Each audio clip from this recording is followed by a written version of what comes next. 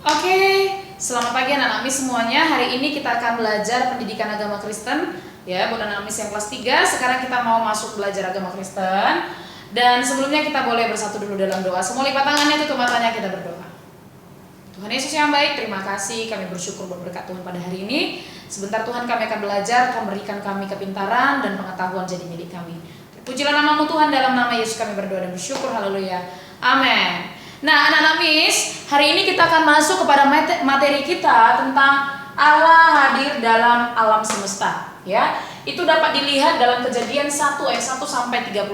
Nah, jadi kalau kita belajar agama, maka anak-anak Miss nggak boleh ketinggalan Alkitabnya, harus tetap Alkitabnya itu ada ya.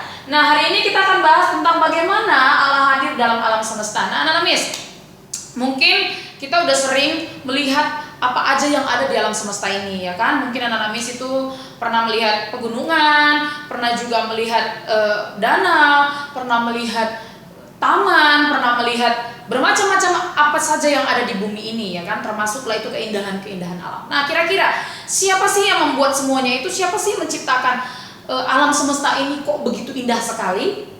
Tentu yang menciptakannya adalah Allah.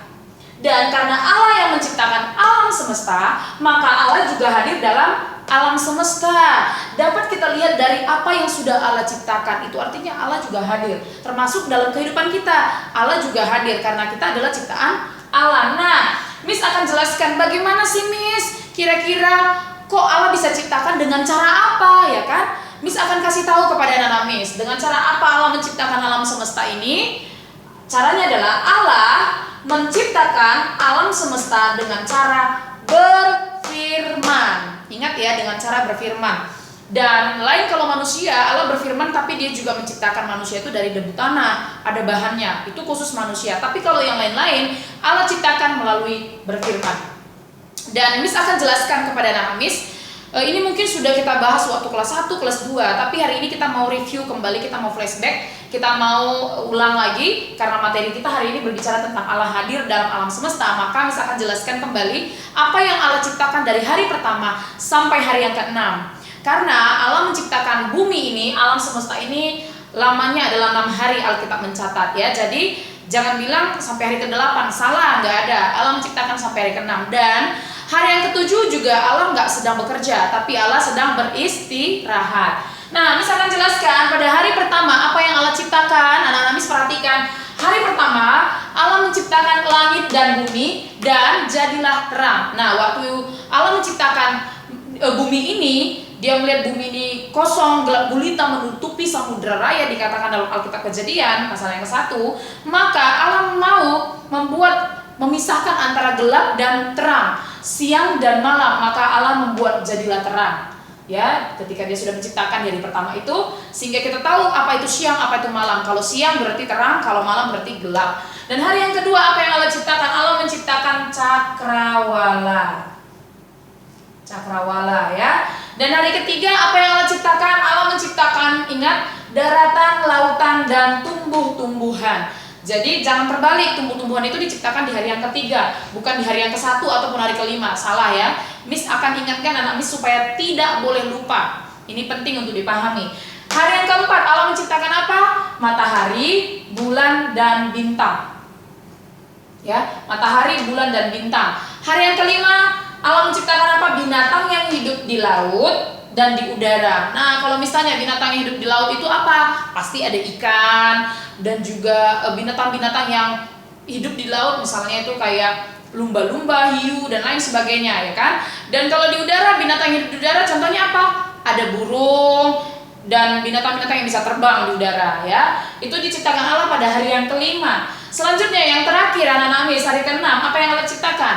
Allah menciptakan binatang yang hidup di darat, di darat yaitu binatang melata dan binatang liar. Contohnya ya binatang melata, kambing, domba, dan lain sebagainya. Dan binatang-binatang yang hidup di darat yang liar itu misalnya kayak harimau, serigala, itu diciptakan Allah pada hari yang ke-6. Dan bukan hanya itu saja, tapi Allah juga menciptakan yang terakhir adalah manusia. Anak-anak Miss, kita semua manusia itu, manusia yang pertama adalah Adam dan Hawa ya. Nanti kita akan masuk pelajaran itu juga, nanti misalkan jelaskan mengenai itu. Tapi manusia itu diciptakan Allah pada hari yang ke-6. Karena kenapa Miss? Kok hari ke-6? Kenapa nggak hari pertama aja? Iya, karena Allah mau waktu manusia diciptakan maka manusia tinggal menikmati. Udah ada tumbuh-tumbuhan yang mau dimakan, udah ada binatang-binatang yang mau dijadikan makanan juga. Jadi manusia itu lengkap kebutuhannya karena Allah mengasihi manusia, Allah mengasihi alam semesta, dan Allah mau manusia itu adalah ciptaan yang paling mulia. Nah, jadi anak-anak Miss harus paham, manusia diciptakan hari ke-6 karena Allah mau manusia tinggal menikmati. Baik kali ya Allah ya. Makanya anak-anak Miss harus ingat bahwa segala sesuatu yang ada di alam semesta ini semua terjadi atas ciptaan Allah, atas seizin Allah. Oke? Jadi Miss sudah jelaskan hari ini, dan Miss akan kasih tugas kepada anak-anak Miss dari apa yang sudah Miss jelaskan. Tugasnya ada beberapa. Nanti Miss akan tuliskan supaya anak-anak Miss bisa paham. Artinya materi ini yang Miss ajarkan ini harus disimak, harus dipahami supaya kalian bisa menjawab tugas yang dari Miss. Nah, sampai di sini Miss penjelaskan hari ini. Kita tutup pembelajaran kita bersatu dalam doa.